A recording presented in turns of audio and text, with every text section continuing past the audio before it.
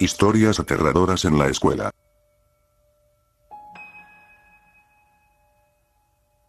Yo estudio la prepa en turno vespertino, y solo hay un día en el que salgo a las 9.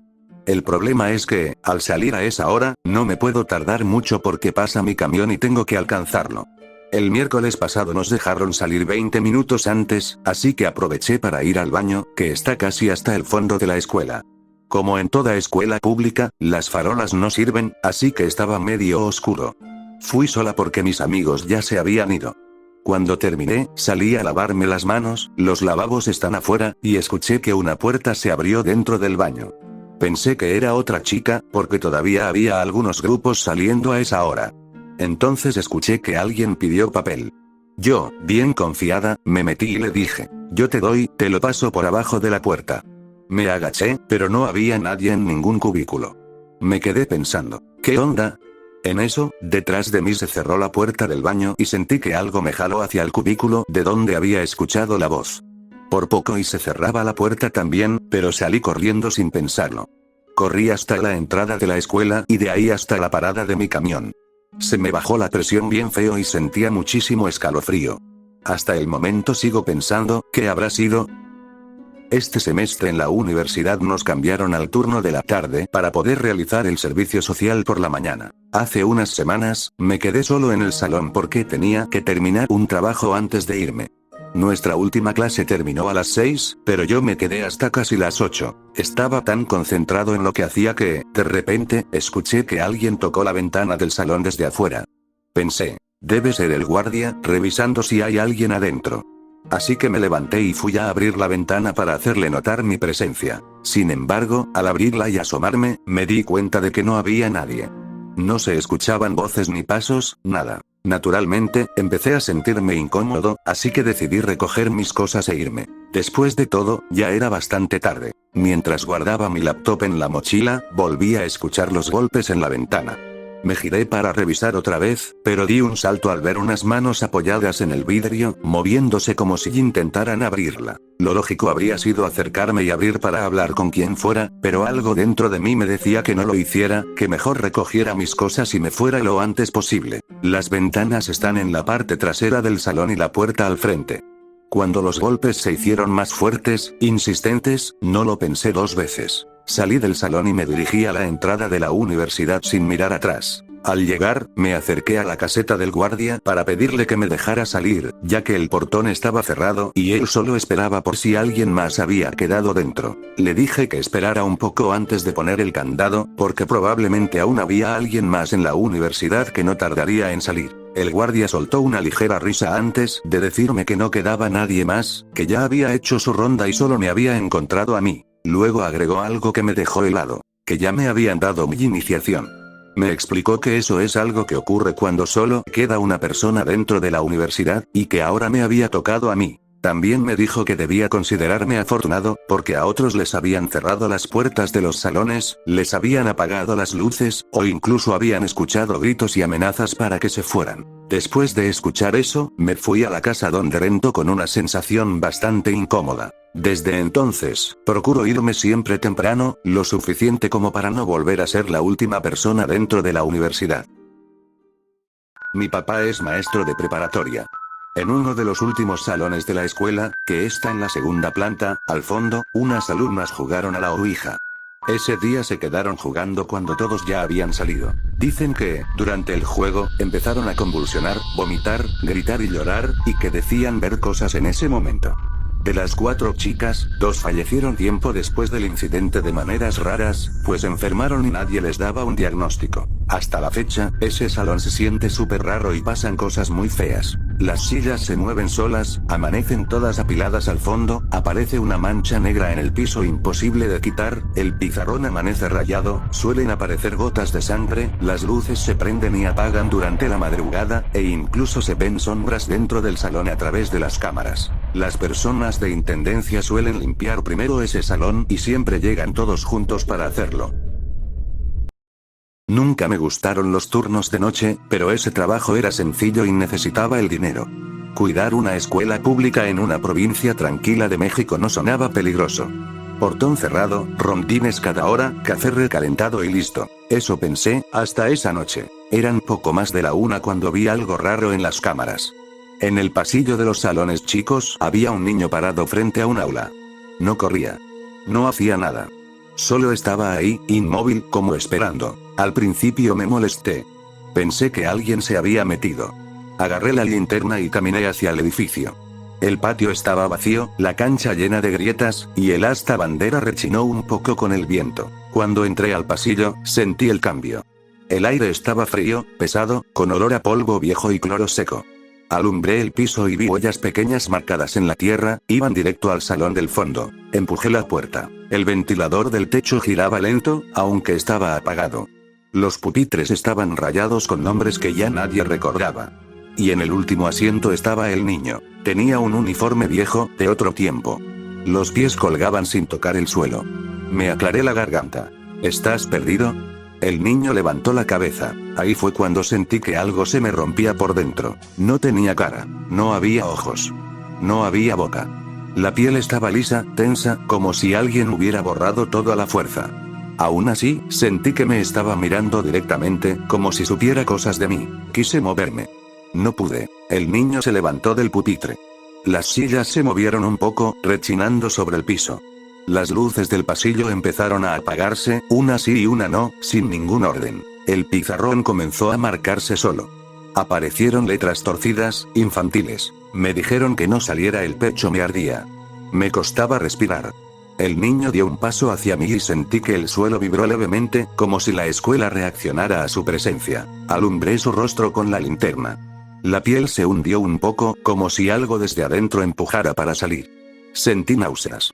Quise gritar, pero no salió ningún sonido. Todo se apagó. Desperté tirado en el patio, junto al portón. El cielo ya estaba claro. El reloj marcaba las 6. Mis compañeros dijeron que no vieron nada extraño en las cámaras. Nadie me creyó. Renuncié ese mismo día. Antes de irme, regresé al salón. Debajo del último pupitre encontré marcas profundas en el concreto, como hechas con uñas pequeñas, y un cuaderno viejo. En la primera hoja decía: todavía estoy esperando, nunca volví a trabajar de noche. Y cada vez que paso frente a una escuela en silencio, evito mirar los salones del fondo, por si acaso. Bueno, pues aquí les va la ocasión en la que descubrí un posible plan de secuestro masivo. Iba en la secundaria, tenía 13 años y ya estábamos en segundo grado. Actualmente tengo 20. Era uno de esos días en los que nadie piensa bien por el calor de abril, casi mayo. Ese día llegaron 3 personas diciendo ser de Vino. Un hombre de no más de 25 o 30 años, de cabello chino, y 2 chicas de entre 16 y 18 años, de cabello lacio. Desde el inicio se nos quedaban viendo de una forma rara. A veces entraban personas a los salones a repartir cuponeras o promocionar cosas, así que pensé que sería algo parecido. Pero entonces empezaron a hablar sobre un supuesto torneo de futbolito vino. Hasta donde yo sabía, eso ya no se hacía, y mucho menos daban dinero en esos torneos.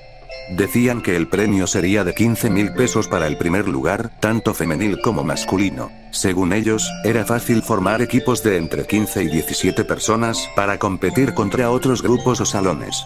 Nosotros éramos el grupo F y dijeron que éramos el último salón al que pasarían porque ya se les acababa el tiempo, así que debíamos apurarnos. Varias compañeras me convencieron de anotarme, pero algo me pareció extraño cuando vi las casillas de la hoja para registrarse.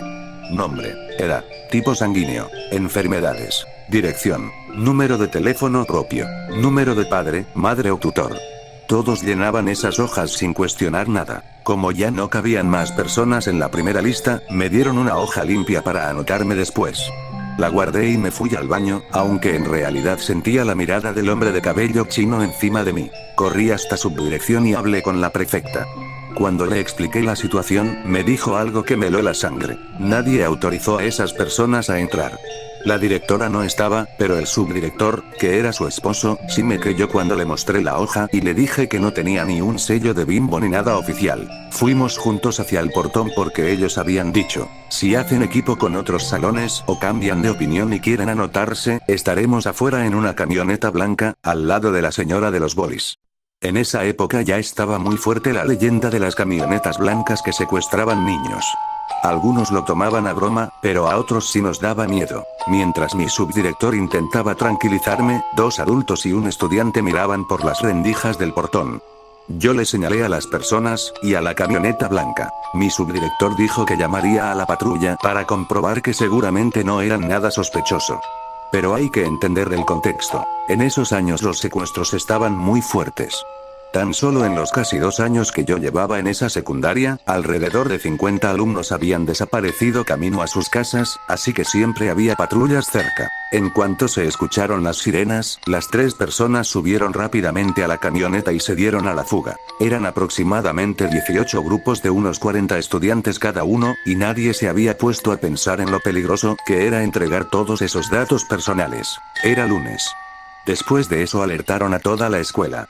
Nos recomendaron no irnos solos, muchos cambiaron de número telefónico y otros incluso dejaron la escuela. Yo normalmente regresaba sola a casa y durante semanas sentí que alguien me observaba. Corría lo más rápido que podía y siempre cambiaba de ruta. Busqué noticias sobre lo ocurrido, pero nadie denunció públicamente nada. Aún así, durante casi un mes hubo patrullas de la Marina y policías afuera de la secundaria. Nunca voy a olvidar la cara de terror de mi subdirector, que en paz descanse, al ver cómo esa camioneta escapaba. Tampoco olvidaré cómo miró la hoja que le entregué cuando le confirmé que casi todo mi salón ya había escrito sus datos ahí, y que según nosotros éramos el último grupo en registrarse. No es una historia paranormal ni de ultratumba, pero honestamente, pudo ser mucho peor que ver un fantasma. Un compañero posiblemente lo desaparecieron por haber sido descubierto presenciando algo que no debía en una extraña habitación que estaba al otro lado de la cancha.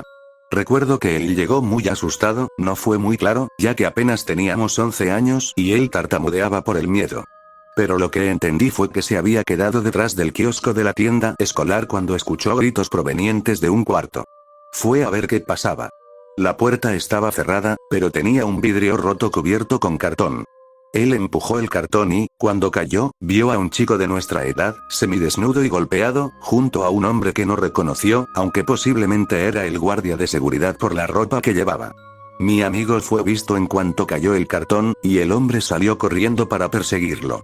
Tuvo suerte de que la reja que separaba los salones del patio estuviera abierta, así que logró llegar al salón sin hacer mucho ruido. Él nos contó lo sucedido a nosotros y a algunos adultos, pero los únicos que le creímos fuimos nosotros.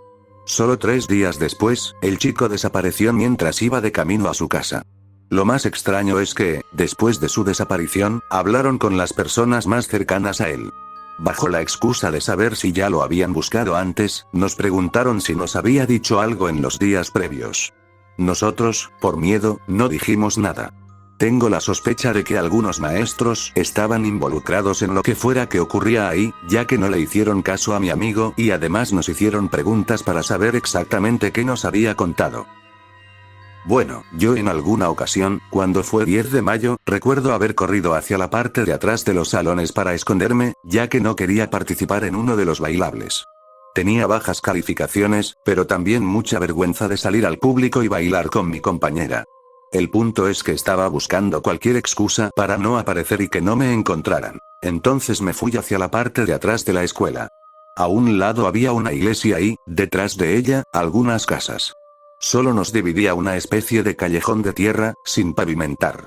Recuerdo que justamente detrás de la iglesia había una casa que siempre veíamos completamente abandonada. Pero aquella ocasión fue diferente. Recuerdo haber visto a una niña jugando con unos cochecitos en la tierra, justo enfrente de esa casa. Cuando la vi, me acerqué para hablarle. Al principio me ignoró, pero unos momentos después comenzó a hablar conmigo. Me preguntó por qué estaba ahí, y, después de explicarle mis motivos, me invitó a jugar con ella. También me dijo que saliera de la escuela y caminara unos cuantos metros hasta donde ella estaba. Yo salí, atravesé el mar de gente que había por el festival del Día de las Madres y me dirigí hacia aquel callejón. Con la inocencia de un niño, nunca imaginé que pudiera pasar algo malo. Caminé hasta el fondo y ahí estaba aquella niña. Llevaba un vestido blanco, un pequeño suéter rojo y tenía el cabello negro, muy oscuro y corto. Me dio un par de juguetes y comenzamos a hablar y jugar. Para mí pasaron apenas unos cuantos minutos. Después, la niña me preguntó si quería pasar a su casa y, obviamente, acepté, pues quería perder tiempo para no regresar a la escuela. Pero aquí viene lo extraño. Al momento de entrar a aquella casa, literalmente atravesamos la puerta. Pasamos por un pasillo y ella me enseñó su cuarto, el cuarto de su mamá, la cocina y el patio, donde había un lavadero. Ahí estaba su mamá lavando ropa a mano. La señora me habló de una manera muy amable y me dijo que podía volver otro día si quería. Yo era un niño, pero no tonto, así que decidí irme. Antes de salir, recuerdo haber mirado hacia atrás. El jardín era muy bonito. Tenía muchas rosas y la puerta estaba pintada de un color blanco muy limpio. Todo se veía cuidado y hermoso. Pero cuando salí, ya era de noche. Y eso es algo que jamás he podido explicar, porque podría jurar que cuando entré todavía había sol. Debían ser aproximadamente las 6 o 7 de la tarde y, aunque sentí que solo habían pasado unos 15 minutos, afuera ya estaba oscureciendo. Recuerdo que mi mamá, las maestras y mucha gente me estaban buscando. Después de que mi mamá me pusiera como zapato viejo, al final aplazaron el baile que íbamos a presentar con mi salón. Días después terminé bailando con mi compañera. Algunos días más tarde regresé a aquella casa, esta vez por la parte de atrás de la escuela. Un compañero que vivía cerca me dijo que en esa casa nunca había vivido nadie que él recordara, y que llevaba años abandonada. Y sí, en efecto, la casa tenía una cadena con un candado oxidado.